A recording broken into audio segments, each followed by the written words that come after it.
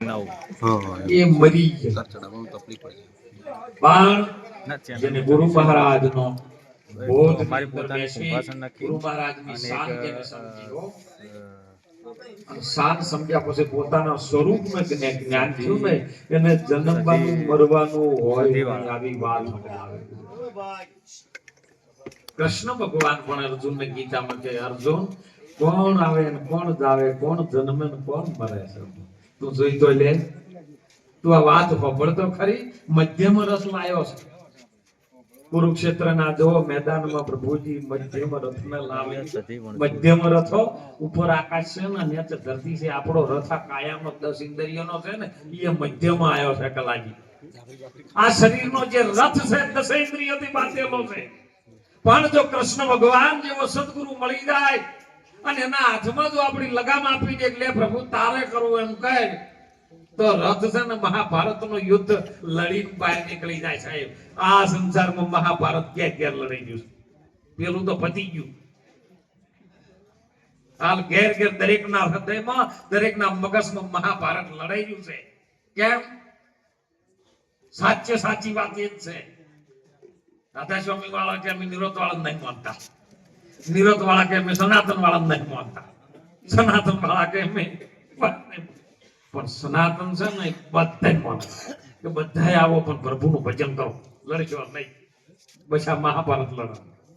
અને એ મહાભારત ભગવાન કૃષ્ણજી કીધું કે જો કદાચ ગુરુ મહારાજની સાચી વાત સમજાય ને તારી અંદર જે બેઠેલું એવું એક પરમ તત્વ છે જેને સંતોએ આત્મા કીધો. અને આત્માની ઓળખાણ ગુરુ મહારાજ સિવાય બીજો કોઈ કરી શકે એવો નહીં. કેમ કે લખરે ઘોડાની સાહેબી જેને માથે ચમર ઢળે, હરિચંદ્ર જેવો સતવાદી જો રૂખી ઘેર પાણી ભરે, લખિયા લેખ જમતન જરાય નહીં કરે. એને શું પડી હતી સાહેબ? અરે ધીરુભાઈ નું કોઈ ન આવે કે જીઓ વાળાનું કોઈ ના આવે એટલી પ્રોપર્ટી તો હરિચંદ્ર રાજા હતી સાહેબ. પણ છતાંય છોડી મેવાડમાં મીરાબાઈ ને હતી. એ છોડીને જેને પરમ તત્વની ખોજ કરવા માટે એક સાહેબ દલિત ની અંદર સમાજની અંદર જે સંત પ્રગટ થયા એવા રોહિદાસ મહારાજના ચરણ રહી અને મીરાબાઈએ વાત તોડી. હે કેમ? શું એના ખોટ હતી?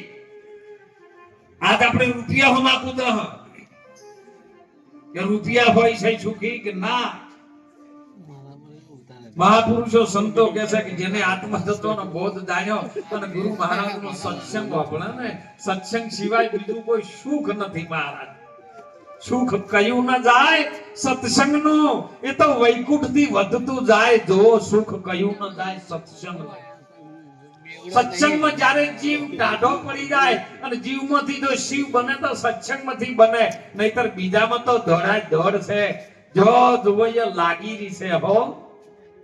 આગ લગી છે બડી ભારી. જો ગગનમાં આગ લગી છે બડી. એક બ્રહ્મા ભી જલ ગયા, વિષ્ણુ ભી જલ ગયા શંકર જટાધારી. જો ગગનમાં આગ લગી છે બડી. એ માયાની આગ અને લાગી છે ને પરમાત્માની જ ઘડેલી માયા, બીજા કોઈની નહીં. પણ ઓમાંથી કોક સદગુરુ મળી જાય તો ઓમાંથી બચી જાય આધિ વ્યાધિ ઉપાધિમાંથી. આધિ વ્યાધિ ઉપાધિમાંથી જે બચ્યા ને એના નામનો ભજન તો સાહેબ, એના નામના આપણે ગુણ ગાવા પડે. અરે કેટલી પેઢીઓ જતી રહી તો આપણને યાદ છે કે જુનાગઢ કોનું? નરસિંહ મહેતાનું. મેવાડ કોનું? મીરાબાઈ નું. કચ્છ કોનું? કે દાદા મેકરણનું. વીરપુર કોનું? જલારામનું. અરે ટોટાણા કોનું? સદારામ બાપાનું. અરે જસપુરિયા કોનું? હરદેપુરી બાપુનું. સાહેબ એને ભજન કર્યું સાહેબ.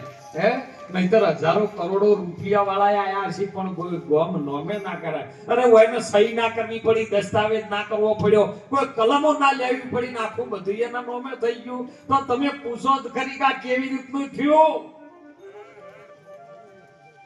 પણ હવાશીરની કોઠી ભરવા સવારે 4 વાગે ઉઠે અને રાતના 12 વાગ્યા સુધી એક કોમ બાકી ના મેલા માણસ. તોય તમે બીજા દાડે કહો બાપુ હતા નહીં મળતા. તમારે 1-2 રોટલી ખાવી તોય વધા નહીં મળતા. બોલો તાર બે મણ ના ભારા થઈ જાય ગાયો બેસો.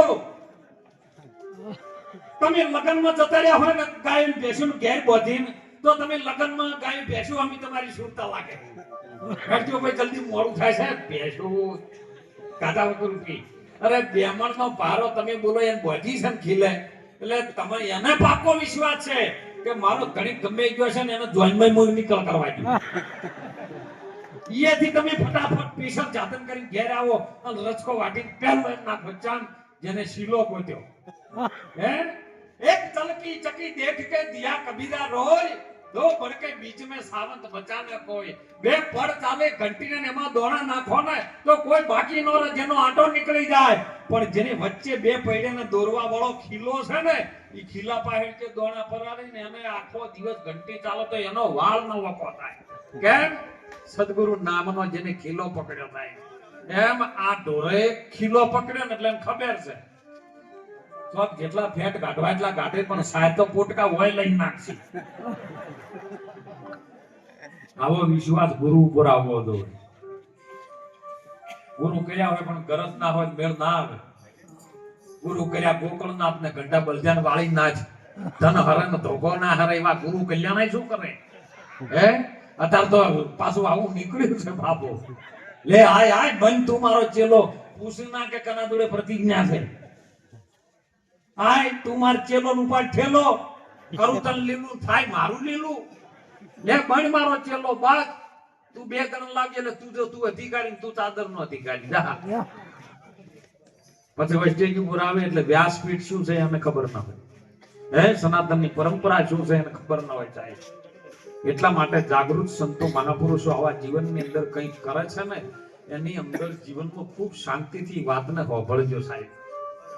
અને મહાપુરુષો એક જ વાત સમજાવે છે, શાસ્ત્ર પણ એક જ વાત સમજાવે, સંતો પણ એક જ વાત સમજાવે કે તું તને ઓળખી લે.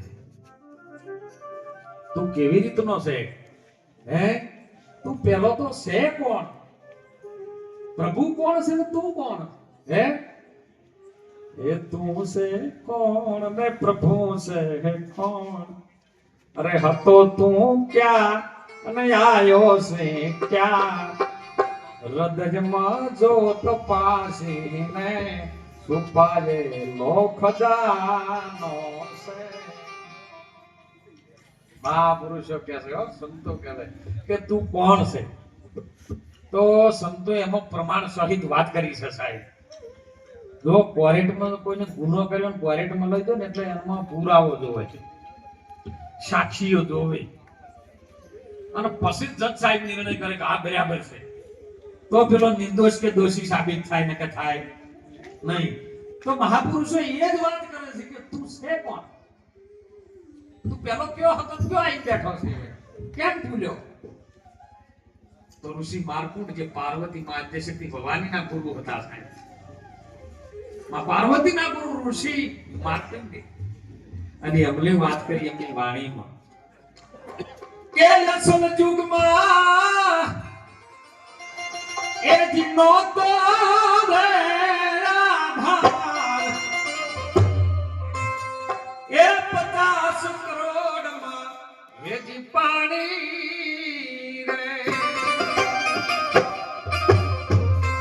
એ જી નિરંજન હતા જે દી નિરાકાર,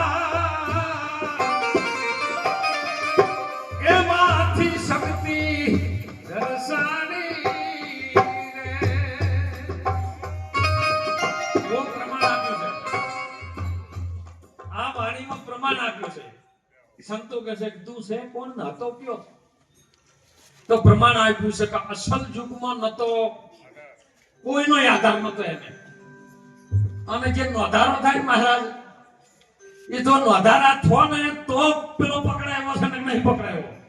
કોકનો જો ટેકો હશે ને તો ટેકાની સરકાર નહીં રહે એમ કહો. નોધારા થઈ દો. કેવી રીતના નોધારા?